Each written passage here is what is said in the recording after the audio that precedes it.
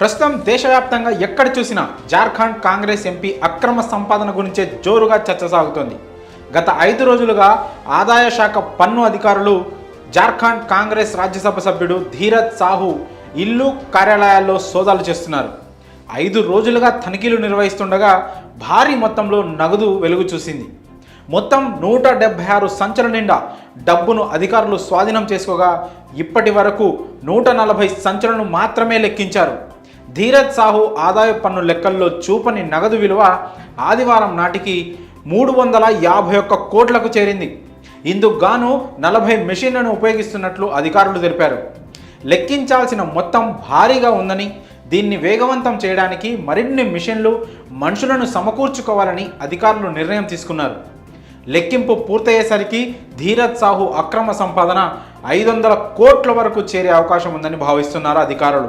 ఇక కాంగ్రెస్ రాజ్యసభ సభ్యుడు ధీరజ్ సాహు నివాసంలో ఇంత భారీ మొత్తంలో అక్రమ సంపాదన వెలుగు చూడడంతో దీనిపై పెద్ద ఎత్తున విమర్శలు వస్తున్నాయి. ఈ వ్యవహారంపై రాహుల్ గాంధీ ఎలా స్పందిస్తారు, ఏం సమాధానం చెప్తారని బీజేపీ నేతలు ప్రశ్నిస్తున్నారు. అయితే ఈ విమర్శలను కాంగ్రెస్ పార్టీ తిప్పికొడుతోంది. ధీరజ్ సాహు వ్యాపారులతో కాంగ్రెస్ పార్టీకి ఎలాంటి సంబంధం లేదని స్పష్టం చేసింది. ఆయన ఆస్తులతో పాటు ఆయన నివాసంలో ఐటీ శాఖ అధికారులు గుర్తించిన నగదు గురించి సాహు మాత్రమే వివరణ ఇవ్వాల్సి ఉందని కాంగ్రెస్ సీనియర్ నేత జైరాం రమేష్ ట్విట్టర్లో పేర్కొన్నారు. భారీ మొత్తం పట్టుబడిన నేపథ్యంలో ఎవరి ధీరజ్ సాహు, ఆయన బ్యాక్గ్రౌండ్ ఏంటి అనే వివరాల గురించి నెటిజన్లు ఆసక్తి కనబరుస్తున్నారు. ధీరజ్ ప్రసాద్ సాహు ఒక సామాజిక కార్యకర్త, బల్దియా సాహు సుశీలాదేవిల కుమారుడు. అలానే మాజీ పార్లమెంట్ సభ్యుడు శివప్రసాద్ సాహుకు సోదరుడు కూడా. BA చదివిన ధీరజ్ సాహు లోహర్దాగాలో నివసిస్తున్నాడు. చదువు పూర్తయిన తర్వాత 1977లో రాజకీయాల్లోకి వచ్చాడు. 1978లో జైల్ భరో ఆందోళనలో పాల్గొని జైలుకు కూడా వెళ్ళి వచ్చారు. ఇలా ఉండగా తొలిసారి జూన్ 2009లో అతను రాజ్యసభకు ఎన్నికయ్యాడు. ఆ తర్వాత మరోసారి 2010లో కాంగ్రెస్ పార్టీ తరపున జార్ఖండ్ రాష్ట్రం నుంచి రాజ్యసభకు ఎంపికయ్యాడు.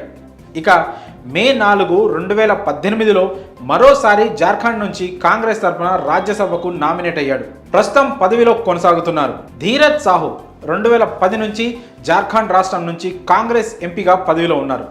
ప్రస్తుతం ఐటీ సోదాల్లో ఆయన నివాసంలో 350 కోట్లకు పైగా అక్రమ సంపాదన పట్టుబడింది. లెక్కింపు పూర్తయ్యేసరికి ఈ మొత్తం 500 కోట్లకు చేరవచ్చని అంచనా వేస్తున్నారు అధికారులు. అయితే ఇక్కడ ఆశ్చర్యకరమైన అంశం ఉంది. అదేంటంటే రాజ్యసభ ఎన్నికల సందర్భంగా ధీరజ్ సాహు ఎన్నికల కమిషన్కు సమర్పించిన అఫిడవిట్లో 8.89 కోట్ల ఆస్తిని మాత్రమే ప్రకటించారు. 15 లక్షల నగదు ఖాతాలో జమ చేశారు.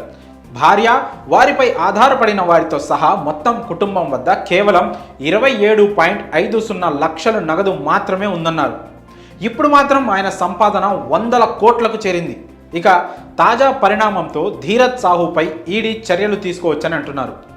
ఈ డబ్బుకు ఛత్తీస్గఢ్ అసెంబ్లీ ఎన్నికలతో సంబంధం ఉందన్న అనుమానంతో ఒడిశాలోని ఈడీ జోనల్ కార్యాలయం విచారణకు ఆదేశించింది. కాంగ్రెస్ నేత ఎంపీ ధీరజ్ సాహు మద్యం అమ్మకాలతో భారీగా ఆస్తులు కూడబెట్టారని ఆరోపణలున్నాయి.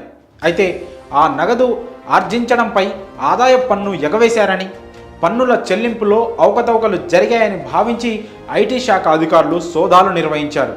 దీనిలో భాగంగా 5 రోజుల నుంచి అనగా డిసెంబర్ 6 నుంచి బౌద్ధ్ డిస్టిలరీ ప్రైవేట్ లిమిటెడ్, దాని ప్రమోటర్లు, సంబంధిత వ్యక్తులపై ఐటీ శాఖ దాడులు మొదలుపెట్టింది. ఆ దాడులు ఆదివారం 5వ రోజు కూడా కొనసాగాయి. ఇప్పటి వరకు ధీరజ్ సాహు ఆదాయ పన్ను లెక్కల్లో చూపని నగదు విలువ ఆదివారం నాటికి 351 కోట్లకు చేరింది. ఇది మరింత పెరుగుతుందని అంటున్నారు అధికారులు.